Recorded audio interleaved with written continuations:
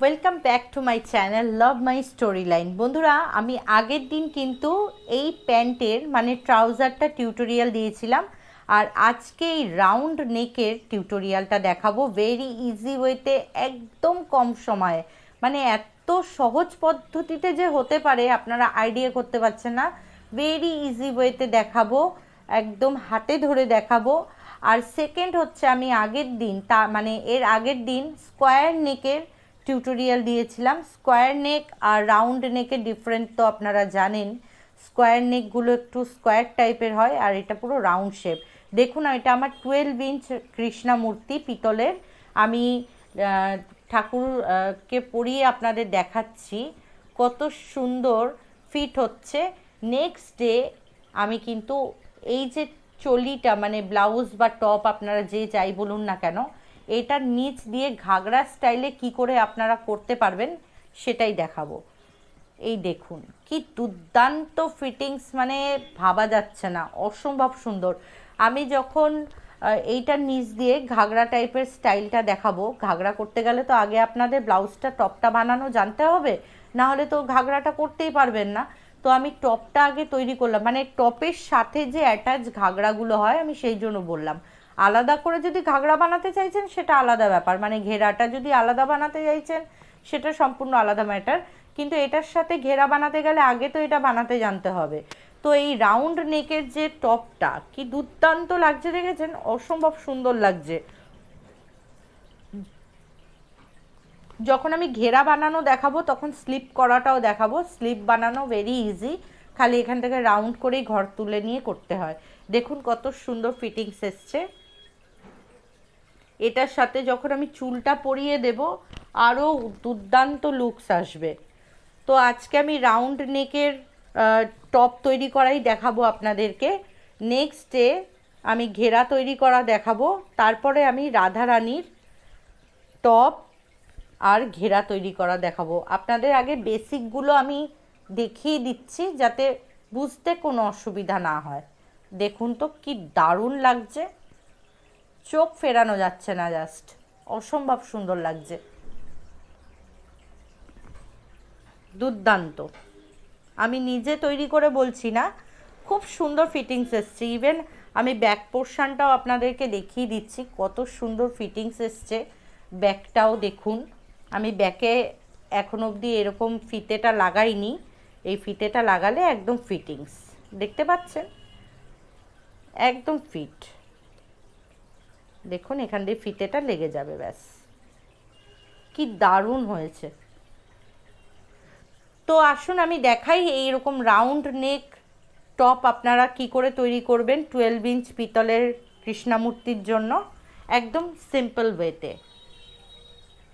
এখানে আমি 4 প্লাই উল নিয়েছি, 10 নাম্বার ক্রোশিয়া হুক, এটা আমার 10 নাম্বার ক্রোশিয়া হুক, আর একটা কাঁচি নিয়েছি। তো ফার্স্টেই যেটা করব, একটা সিম্পল নট তৈরি করে নেব। এটা আমার অরেঞ্জ কালারের উল, 4 প্লাই উল। আমি একটা সিম্পল নট তৈরি করে নেব ফার্স্ট। যে যেভাবে পারবেন সেভাবে নট করে নেবেন, কোনো অসুবিধা নেই। এইভাবে আমি একটা নট তৈরি করে নিলাম। এবার যেটা করব, নর্মাল চেন নেব, 1 2 3 4 5, এইভাবে আমি 16টা 16 চেন নেব। আমি 16 চেন নিয়ে তারপর দেখাচ্ছি কি করতে হবে। 16টা চেন আমি নিয়ে নিয়েছি। এবার যেটা করব, লাস্ট চেনটায়, একদম লাস্ট চেনটায় আমি এইভাবে হাত রাখলাম, রেখে 1 2 অ্যান্ড 3, তিনটে চেন নিলাম। এই লাস্ট চেনটায় যেখানে হাত রেখেছি মানে 4 নাম্বার চেনটায় একটা ডিসি করে নিচ্ছি, মানে ডাবল ক্রোশিয়া আমি করে নিলাম। দেখুন 16টা চেন নিয়েছিলাম, প্লাস এই তিনটের যে চেনটা নিয়েছিলাম এটা একটা ডাবল ক্রোশিয়া কাউন্ট হবে, তাহলে 16 আর এই এক এক্সট্রা যেটা বুনলাম 17 হয়ে গেল। প্রত্যেকটা ঘরে আমি একবার করে ডাবল ক্রোশিয়া বুনে নেব। এই 17টা ঘরে টোটাল আমার 17টা ডাবল ক্রোশিয়া হবে, মানে একটা তিনটের চেন আর 16টা ডাবল ক্রোশিয়া। আমি এটা করে আপনাদের দেখাচ্ছি নেক্সট কি করতে হবে। 17 ডাবল ক্রোশিয়া আমার হয়ে গেছে করা। একবার কাউন্ট করে দেখিয়ে দিচ্ছি। 2, 4, 6, 8, 10, 12, 14, 16 আর এই লাস্টের 3টে চেন, সেটা হলো 17। এবার যেটা আমি করব, আমি এখানে উলটা চেঞ্জ করব। এখানে আমি হোয়াইট কালারের উল অ্যাড করব। সিম্পল অ্যাড করা, কোনো ঝামেলা নেই এতে।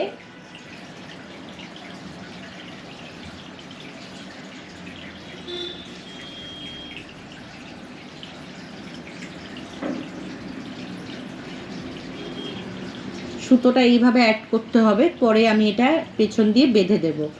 দিয়ে 1, 2 অ্যান্ড 3 3টে চেন আমি করে নিলাম। এবার আমি এটাকে টার্ন নেব। এই প্রথম চেনটা একটাই হবে, আর লাস্টের ঘরে একটা হবে। প্রথম ঘরে একটা, লাস্টের ঘরে একটা। তাহলে আমার 17টা ঘর তো এখানে। প্রথম ঘরটায় আমি একটা করছি আর লাস্টের ঘরে একটা করব। তাহলে মাঝখানে থাকে কত? 15টা। 15টা ঘরে আমি দুটো দুটো করে ডাবল ক্রোশিয়া করব এক একটা ঘরে। দেখাচ্ছি, দেখুন এখানে আমার একটা বোনা হয়ে গেছে। নেক্সট ঘরটায় আমি বুনবো, নেক্সট ঘরে বুনবো দুটো। এই যে এই 1 অ্যান্ড নেক্সট, মানে সেম প্লেসেই আরেকটা, দুটো। আবার আমি নেক্সট ঘরে যাব, এই 1 সেম প্লেসেই আবার একটা, দুটো। তাহলে 15টা ঘরে আমার দুটো দুটো করে হলে কত হয়? 15 দুগুণে 30। আর লাস্টের এই একটা বুনবো 31, আর এই প্রথমে একটা বুনলাম 32। তা আমার এই রাউন্ডটা টোটাল 32টা ডাবল ক্রোশিয়া দিয়ে কমপ্লিট হবে। আমি এটা পুরো কমপ্লিট করে দেখাচ্ছি, আরেকবার দেখে নিন। দেখুন পরের ঘরে, নেক্সট ঘরটাতে গেলাম, গিয়ে এই যে 1 সেম প্লেসেই আগেন 2। তো এইভাবে আমি রাউন্ডটা কমপ্লিট করে আপনাদেরকে দেখাচ্ছি। দেখুন এই রাউন্ডটা কিন্তু আমার কমপ্লিট হয়ে গেল 32 ডাবল ক্রোশিয়া দিয়ে। একবার আপনাদের দেখাই কত সুন্দর, দেখুন রাউন্ড শেপ চলে এসেছে। এবার যেটা করব, খুব ভালো করে দেখবেন আমি কি করব। এবার 1, 2, 3 তিনটে চেন নিয়ে নিলাম, নিয়ে এবার এটাকে টার্ন করে দিলাম। টার্ন করে দিয়ে, এটা তো আমার একটা ডাবল ক্রোশিয়াই কাউন্ট হবে, তাই তো? এবার আমি নেক্সট ঘরটায় যাব, এই ঘরটায় না কিন্তু, হ্যাঁ, নেক্সট ঘরটায় যাব। নেক্সট ঘরে গিয়ে এই আমি আরেকটা ডাবল ক্রোশিয়া করে নিলাম। তাহলে আমার কটা হলো? এই একটা তিনটের চেনটা একটা ডাবল ক্রোশিয়া, নেক্সট একটা বুনলাম দুটো। এবার থার্ড নাম্বার ঘরে গিয়ে আমি দুটো ডাবল ক্রোশিয়া বুনবো, এই 1 অ্যান্ড সেম প্লেসে এই 2। আবার আমি কি করব দেখুন, আবার আমি নেক্সট ঘরে গিয়ে একটা ডাবল ক্রোশিয়া বুনছি, এই 1। আবার নেক্সট ঘরে গিয়ে আরেকটা ডাবল ক্রোশিয়া বুনছি, এই 1। আবার নেক্সট ঘর মানে থার্ড নাম্বার ঘরে গিয়ে আমি দুটো ডাবল ক্রোশিয়া বুনবো, এই একটা 1 সেম প্লেসে এই একটা 2। বুঝতে পেরেছেন? প্রত্যেক দুটো মানে দুটো ডাবল ক্রোশিয়া হবে, থার্ড নাম্বার ঘরে গিয়ে একই ঘরে দুটো ডাবল ক্রোশিয়া হবে, মানে একটা একটা দুটো, একটা একটা দুটো, একটা একটা দুটো, এইভাবে হবে। যেমন আরেকবার দেখিয়ে দিই, এই একটা ডাবল ক্রোশিয়া বুনলাম নেক্সট ঘরে, তার পরের ঘরে গিয়ে আরেকটা ডাবল ক্রোশিয়া বুনছি, আর থার্ড নাম্বার ঘরটায় মানে তার পরের ঘরটায় গিয়ে আমি একই ঘরে দুবার ডাবল ক্রোশিয়া বুনবো, এই একবার বুনলাম সেম ঘরে আরেকবার। তাহলে এই রাউন্ডটা আমার 42 ডাবল ক্রোশিয়া দিয়ে গিয়ে কিন্তু কমপ্লিট হবে। এটা আমার 32 ছিল, এবার এটাতে বেড়ে গিয়ে 42 হবে। 42 ডাবল ক্রোশিয়া দিয়ে এটা এন্ড হবে এই রাউন্ডটা। তাহলে আমি এটা কমপ্লিট করে আপনাদের দেখাচ্ছি। দেখুন আমার কিন্তু কি সুন্দর রাউন্ড শেপের নেক পুরো চলে এসেছে। থার্ড রাউন্ড কমপ্লিট হয়ে গেছে, first, second and third.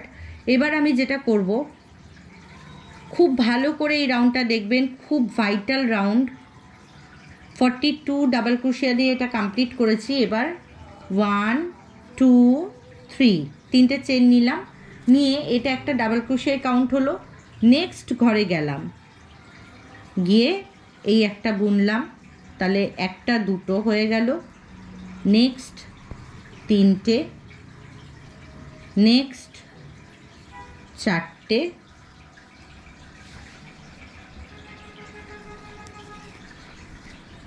Next পাঁচটা, অ্যান্ড নেক্সট এই ছটা। এইবার খুব ভালো করে দেখবেন, আমি এখান থেকে 9খানা ঘর স্কিপ করব। আমার এখানে 6টা ঘর তোলা হয়ে গেল। 1 2 3 4 5 6। এবার আমি 9খানা ঘর স্কিপ করব। 1 2 3 4 5 6 7 8 9। 10 নাম্বার ঘরে গিয়ে আমি একটা ডাবল ক্রোশিয়া বুনে নেব। এইভাবে সুতো নিলাম, নিয়ে এই 10 নাম্বার ঘরে এই যে এখানে গিয়ে আমি একটা ডাবল ক্রোশিয়া বুনে নেব। সিম্পল যেমন করে আমরা বুনি, এই একটা ডাবল ক্রোশিয়া বুনে নিলাম। বোঝা গেল? এইবার মিডিলে আমি এখানে 12খানা ডাবল ক্রোশিয়া বুনবো। এই একটা আমার হয়ে গেছে এখানে। নেক্সট বুনছি 2 3 4 5 6 7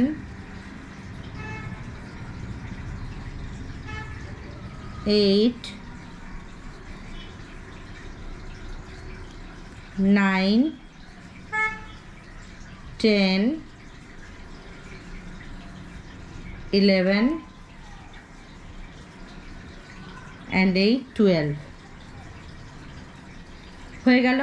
এবার আমি আবার 9খানা ঘর স্কিপ করব। 1 2 3 4 5 6 7 8 9।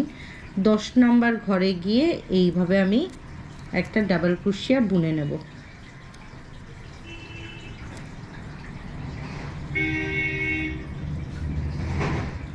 এখানে আমার একটা হয়ে গেল। নেক্সট ঘরে যাব, এই 2, নেক্সট 3, নেক্সট 4, নেক্সট 5,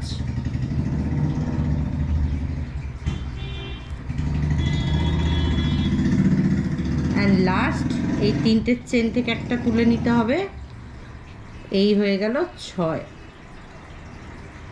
দেখুন আমি এখান থেকে তুললাম বটে, কিন্তু সিঙ্গেল উঠেছিল। সিঙ্গেল তুললে হবে না, এখান থেকে ডাবল চেন ধরে তুলতে হবে। এরকম এরকম ডাবল চেন ধরে তুলতে হবে, তবে গিয়ে জিনিসটা ভালো ফিনিশিং হবে। নাহলে সিঙ্গেল চেনে তো করাই যায়, ফিনিশিংটা ভালো হবে না। তাহলে আমার কীরকম হলো জিনিসটা দেখিয়ে দিই একবার। খুব সিম্পলভাবে হয়ে গেল। দেখুন এই যে এইখানে 6 আর এখানে 6, আর এই যে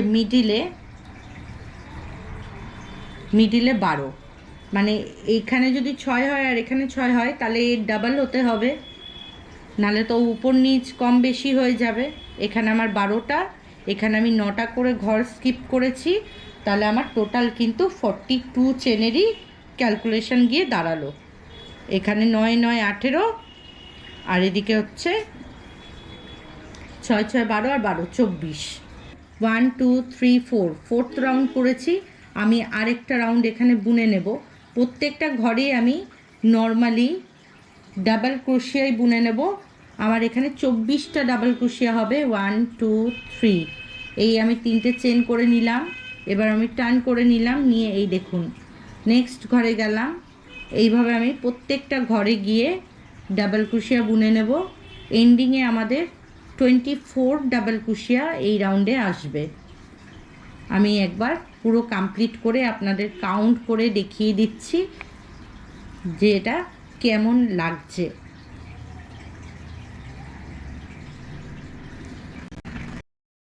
এটা 5 রাউন্ড কমপ্লিট হয়ে গেল। এবার লাস্টের এন্ডিংয়ে আমার কিন্তু 24 ডাবল ক্রোশিয়া দিয়ে এটা কমপ্লিট হয়েছে। আপনাদের একবার কাউন্ট করে আমি দেখিয়ে দিচ্ছি। 2 4 6 8 10, 12, 14, 16, 18, 20, 22 অ্যান্ড 24। আমার পুরো কমপ্লিট হয়ে গেল। কত ইজি ওয়েতে দেখুন তো, কত কম সময়ে দুর্দান্ত একটা রাউন্ড নেকের আপনারা টিউটোরিয়াল শিখে নিতে পেরেছেন। আশা করি কোনো অসুবিধা হয়নি। অন্য কিছু রিকোয়ারমেন্ট থাকলে অবশ্যই আমাকে জানাবেন, আমি নেক্সট ডে চেষ্টা করব আপনাদের রিকোয়ারমেন্টটা দেখানোর জন্য। আজকের মতো আমি এখানেই বিদায় নেব। সকলে ভালো থাকবেন। জয় রাধে, হরে কৃষ্ণা।